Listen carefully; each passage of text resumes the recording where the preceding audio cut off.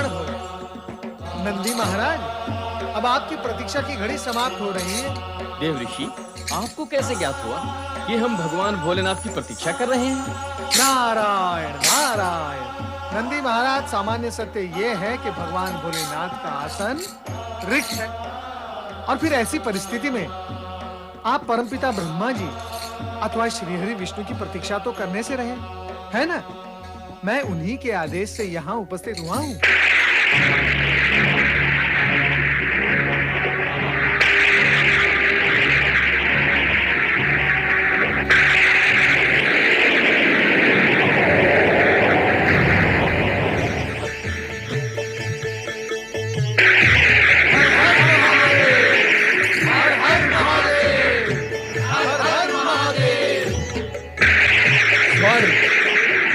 ब्रह्मलोक और वैकुंठ लोक का वातावरण किसने दूषित किया है नारद? ये हम भली भांति जानते हैं। इसमें देवगुरु, देवराज और देवगण का ही प्रमुख हाथ है। वे ही दोषी हैं। भगवान, इस विषय में मुझे तनिक भनक अवश्य मिली थी, किंतु इस विषय में मैं इससे अधिक कुछ नहीं जानता। नारद, जब तुम्हें ब्रह्मा विष्णु के महानता के विवाद के विषय में ज्ञात हो ही गया था, तो तुम्हें तुरंत उनके पास जाकर उन्हें इस विषय से अवगत कराना चाहिए था। किंतु तुमने इस विषय में कोई रुचि नहीं ली, क्योंकि तुम प्रतीक्षा करते रहे ये विवाद तूल पकड़े, विषय गंभीर हो जाए तो तुम्हें भी अपनी नारद लीला प्रकट करने का अवसर मिले। अपनी लीला प्रकट करने के प्रलोभन में तुम मौन रहे। नहीं भोलेनाथ, नहीं, ऐसा कदापि नहीं है। मैं सर्वथा निर्दोष हूँ भोलेनाथ। लीला दिखाने का विचार अथवा उद्देश्य मेरा कदापि नहीं था। कृपया आप मुझे अपने कोप का भाजन न बनाए भोलेनाथ। हाँ, मैंने देवगण को इतना अवश्य कहा था भोलेनाथ कि इस विवाद को केवल भगवान भोलेनाथ ही सुलझा सकते हैं, और ये सत्य भी है भोलेनाथ। इसी उद्देश्य को लेकर मैं आपके पास आया भी था। यहाँ आए थे, किंतु अधीर होकर बिना प्रतीक्षा किए चले भी गए। क्या अब उनमें इतना भी धैर्य नहीं रहा कि हमारे लौटने तक हमारी प्रतीक्षा करते? हम इस विवाद का इसी समय अंत कर देंगे। देवगुरु बृहस्पति, देवराज इंद्र, शची और देवगण सभी कैलाश पर तुरंत उपस्थित हों।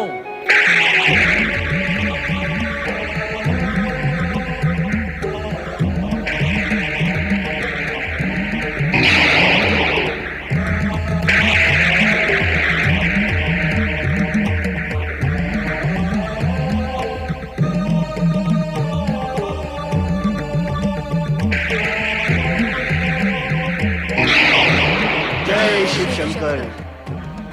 देवगुरु बृहस्पति और देवराज इंद्र, आप हमें बताएं कि आप किसे महान मानते हैं? आप ही को महान मानते हैं परमेश्वर। हाँ भोलेनाथ, आपसे बढ़कर महान अन्य कौन है? आप दोनों जानते हैं कि हम किसकी महानता के विषय में पूछ रहे हैं, फिर भी आप उल्टी दिशा में जा रहे हैं। हमें स्पष्ट उत्तर दें कि ब्रह्मा जी और विष्णु जी में कौन महान है?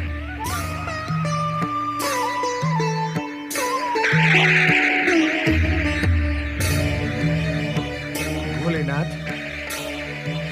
देवगुरु बृहस्पति और देवराज इंद्र आपका ये क्रोध देखकर मानसिक रूप से असंतुलित हो गए हैं। वो अपने मन की बात कहने का साहस नहीं जुटा पा रहे हैं। कृपया आप उन्हें क्षमा कर दें और अपना ये क्रोध शांत करें भोलेनाथ, शांत करें। हमारे शांत हो जाने से ये विवाद समाप्त नहीं होगा नारद। यदि ये दोनों कुछ भी कहने की स्थिति में नहीं है, तो हम ब्रह्मा जी और विष्णु जी को कैलाश पर आमंत्रित करके इस विवाद को जड़ सहित मिटा देंगे।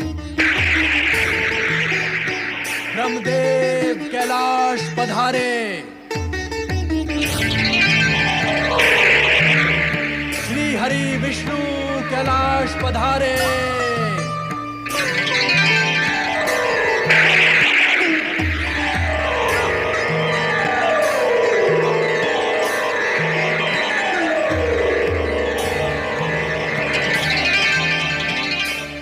आज्ञा करें भोलेनाथ। हमारे लिए क्या आज्ञा है शिवशंकर?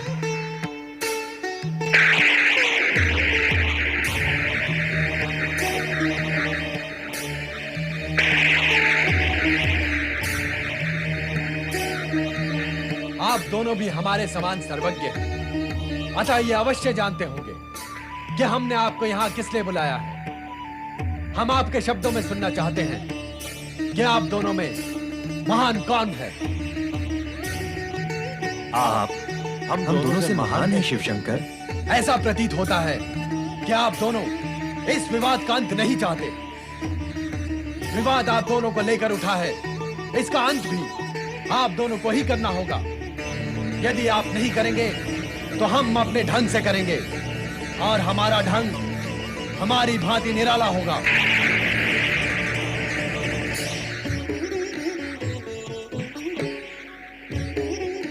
ब्रह्मदेव, जब देवगुरु बृहस्पति ने आपसे कहा कि आप महान हैं, तो आपने उन्हें क्या उत्तर दिया? ऐसी बात का क्या उत्तर देता मैं? अभी अभी आपने हमें क्या उत्तर दिया?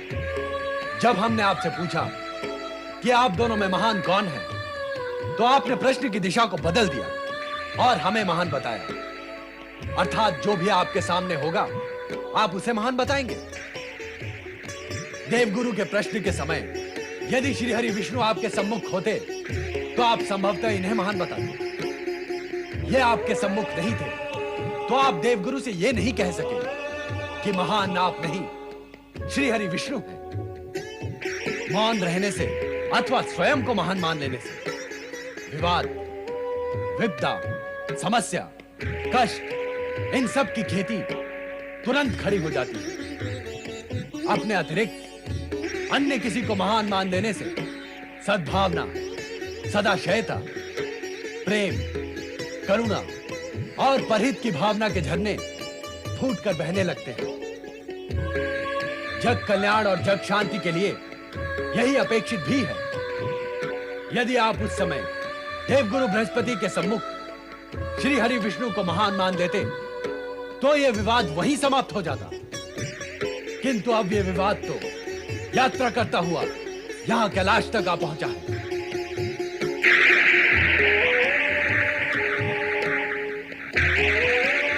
श्री हरि विष्णु, जब देवराज इंद्र और शची ने ब्रह्मदेव की निंदा करते हुए आपको महान बताया तो आपने भी उन्हें रोका टोका नहीं।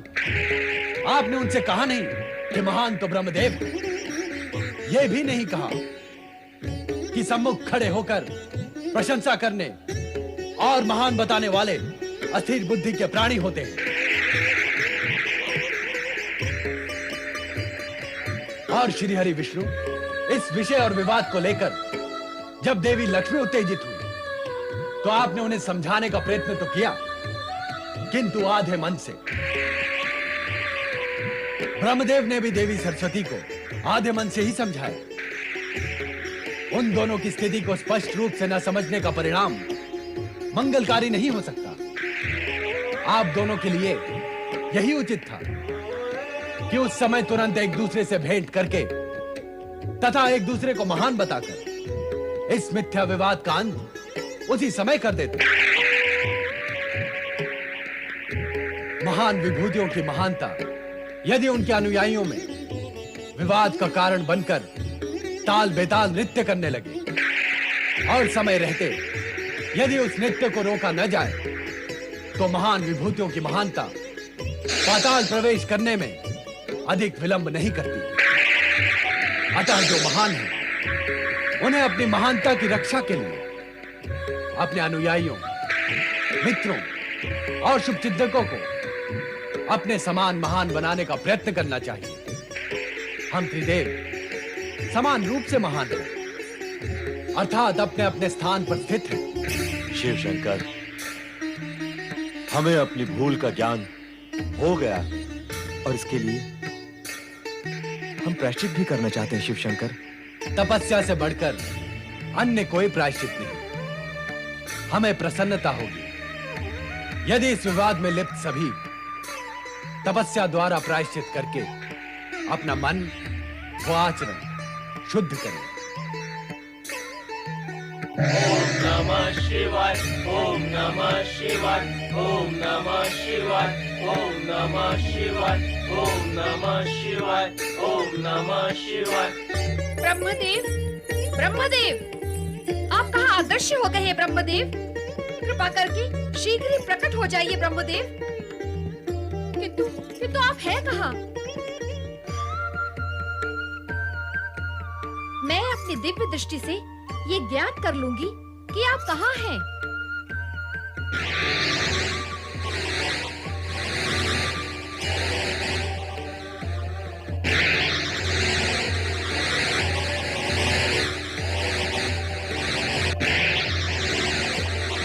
हाँ, ये क्या हुआ? मेरी दिव्य दृष्टि को ये क्या हुआ? ये रुद्ध कैसे हो गई? मुझे इससे कुछ दिखाई नहीं दे रहा। तो फिर कैसे ज्ञात होगा कि ब्रह्मदेव कहाँ गए हैं? हो सकता है कि वे श्री हरि विष्णु के पास गए हों और वहाँ उनसे उग्र विवाद हो गया हो। तो फिर मुझे तुरंत वहाँ पहुँचना चाहिए। श्री हरि कहाँ है? ये ज्ञात नहीं। आज मेरी दिव्य दृष्टि क्यों अवरुद्ध है, ये भी ज्ञात नहीं। लगता है ये कार्य ब्रह्मा जी का ही होगा। उन्होंने मेरे स्वामी को बुलाकर उनके सम्मुख अपनी महानता का बखान किया होगा। लगता है ऐसे में मुझे तुरंत ब्रह्मलोक पहुंचना होगा।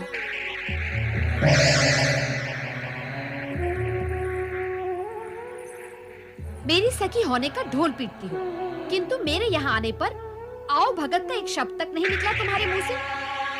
क्या ये मेरा अपमान नहीं है? बिना बुलाए आने वाले अतिथि की आओ भगत नहीं की जाती। पहले ये बताओ कि मेरे स्वामी श्री हरि विष्णु कहाँ हैं? मेरा प्रश्न भी कुछ ऐसा ही है, इसीलिए मैं यहाँ आई हूँ। बताओ, सृष्टि की रचयिता मेरे स्वामी ब्रह्मा जी कहाँ हैं? उन्हें अचानक कहाँ अदृश्य कर दिया है तुम्हारे स्वामी श्री हरि ने?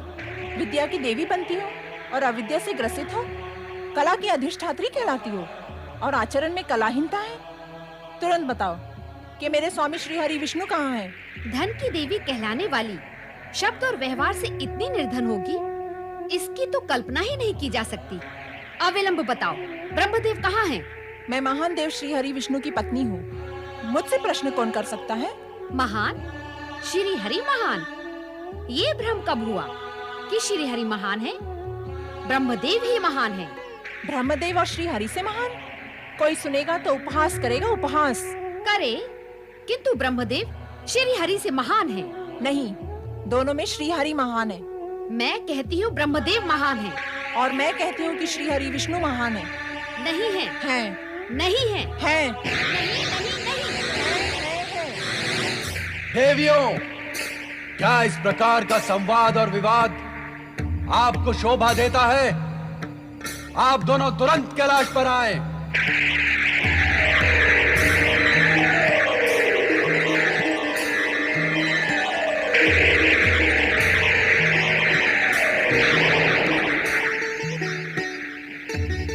ओम नमः शिवाय। देवियों, आप एक दूसरे को इस प्रकार रोज से न देखकर हमारी ओर देखें और बताएं कि क्या इस प्रकार का आचरण आपको शोभा देता है? आप दोनों जगत पूज्य देवियां हैं। आपके जिन भक्तों ने अपने मन मंदिर में आपकी प्रतिष्ठा बनाकर रखी है, यदि उन्हें ज्ञात हो जाए कि आप तो अकारण ही निम्न स्तर पर उतर आती हैं, तो आपके भक्त कौन से स्तर पर पहुंचेंगे? यदि उन्हें यह ज्ञात हो जाए कि जिन्हें वो पूजते हैं वो पूज्य है ही नहीं, तो क्या स्थिति होगी आपकी और क्या गति होगी उनकी? हमें जो मानते हैं उनकी मान्यता की लाज रखने के लिए हमारा मान्य बना रहना अति आवश्यक है। सत्य को अधिक समय तक ओट में नहीं रखा जा सकता। जगत पर सत्य प्रकट होते ही निराधार महानता शून्य में जाकर शून्य हो जाती है। किंतु भगवान, निकाल दे अपने मन से इस भ्रम को कि किसी ने किसी को अदृश्य किया है। ब्रह्मा और विष्णु दोनों ही महान हैं। वे अपनी भूल का प्रायश्चित करने के लिए किसी अज्ञात स्थान पर चले गए। उनका प्रायश्चित पूर्ण होते ही वे अपने अपने लोग लौट आएंगे। तब तक आप धैर्य धारण करें। भगवान, मैं ब्रह्मदेव को देखने के लिए आतुर हूँ। मैं भी श्री हरि के दर्शन करना चाहती हूँ। कृपा कर आप बताएं कि वे कहाँ हैं? हमने ही आपकी दिव्य दृष्टि अवरुद्ध कर दी थी। अब आपकी शक्तियां पूर्ववत जागृत हो गई हैं। अतः आप उन्हें स्वयं खोलें। वे अवश्य आपको दिखाई देंगे।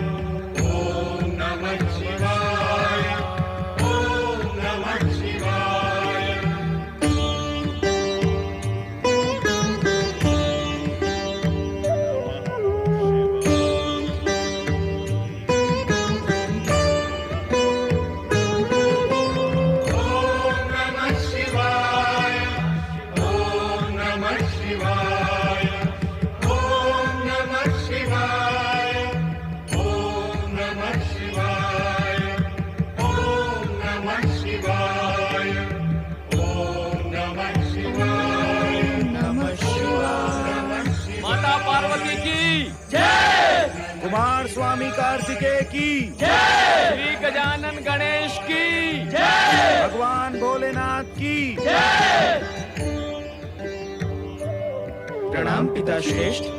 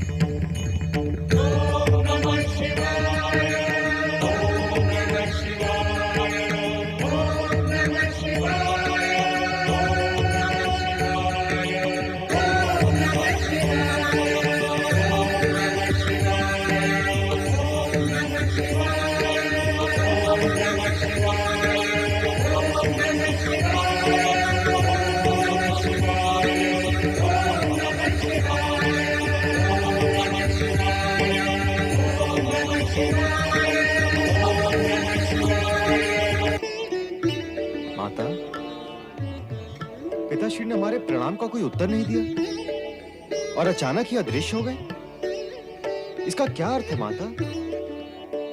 माता, ऐसा आज तक नहीं हुआ कि पिता महादेव ने हमारे प्रणाम का उत्तर न दिया हो। ऐसा प्रतीत होता है कि हमारे यहाँ आगमन से उन्हें प्रसन्नता नहीं हुई। माता, कृपा करके इस रहस्य का कारण क्या है, ये हमें समझाएं। कुछ कहे ना माता। क्या कहूँ? तुम स्वयं जानते हो। तुमने अनेक बार देखा भी है कि तुम्हारे पिता अद्भुत और विचित्र लीलाएं करते हैं। उनकी इन रहस्यपूर्ण लीलाओं को उनके अतिरिक्त और कौन जान सकता है? तो क्या पिता महादेव कोई लीला रचाने गए हैं? हो सकता है। यह भी हो सकता है कि अपने भक्तों की पुकार पर उनका उद्धार करने गए हो। भक्तों की पुकार तो तुमने भी सुनी होगी। वैसे भी उन्हें हमसे अधिक अपने भक्तों का ध्यान रहता है। मुझे लगता है वे वहीं गए होंगे। ओम नमः शिवाय। ओम नमः शिवाय। ओम नमः शिवाय।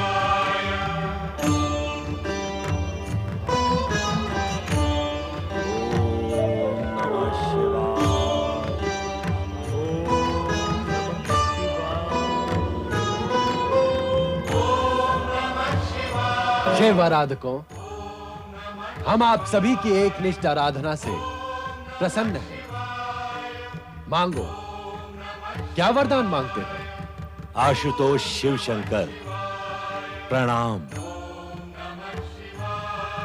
अनजाने ही महानता के भ्रम में पड़कर मैंने अहंकार को प्रश्रय दिया और अकारण विवाद उत्पन्न किया, किंतु आपने अल्प प्रायश्चित से प्रसन्न होकर अपनी महानता का परिचय दिया है। प्रसन्न है, इसीलिए वरदान देने के लिए यहाँ है। वरदान मांगो। प्रभु, इस सृष्टि की रचना मैंने आपके आदेश से ही की है। इस जगत का एक और नाम भव भी है, अतः मेरी आपसे प्रार्थना है कि आप इस भव के भीतर समाहित होकर भवनाथ के रूप में उत्पन्न हो। आपके आदेश से मैं जगत का पालक बना हूं भोलेनाथ। मैं चाहता हूं कि आप मेरे द्वारा पालित इस जगत में समाहित होकर भवनाथ के रूप में प्रकट हो। हम आप सभी की तपस्या से प्रसन्न हो।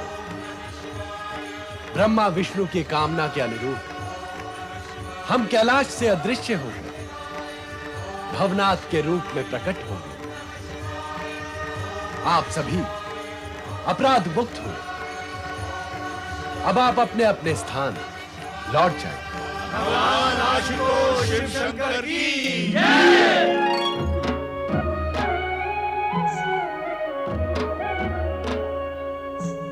देवी, हमें अपनी दिव्य दृष्टि का प्रयोग करके देखना चाहिए कि ये दोनों कहीं कैलाश तो नहीं पहुंच गए।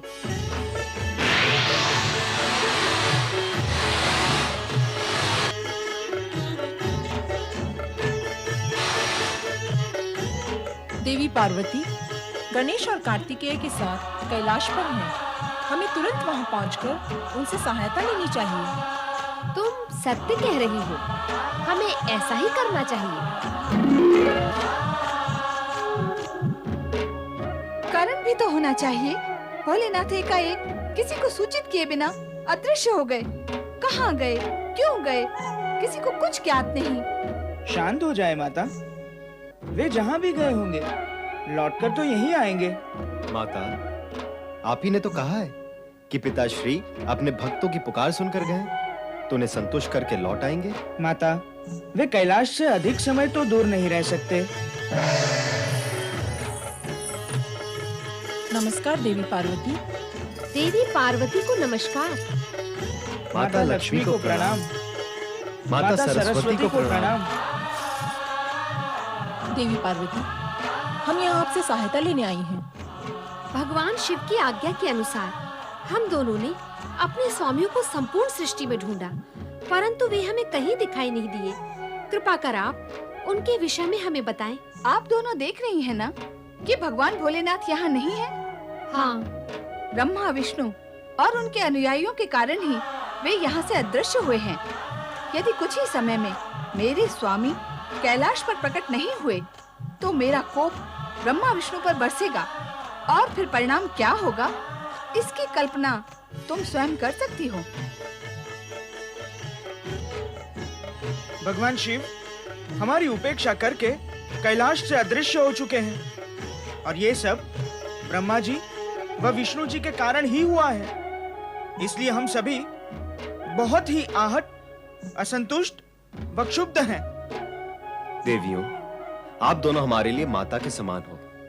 हम नहीं चाहते कि आपको किसी प्रकार का कष्ट हो, इसलिए आप तुरंत ब्रह्मा जी व विष्णु जी को संदेश पहुंचाएं कि वे पिता श्री शिव शंकर को कैलाश पर प्रकट होने के लिए प्रेरित करें। हम तो उन्हें ही ढूंढते हुए यहाँ आई हैं। भला हम उन्हें संदेश कैसे पहुँचाएं? तुम उन्हें ढूंढ रही हो और वे दोनों अपने अपने लोक तक पहुँच चुके हैं। उन्हें अब अन्यत्र कहीं ढूंढने की आवश्यकता नहीं है। नमस्कार।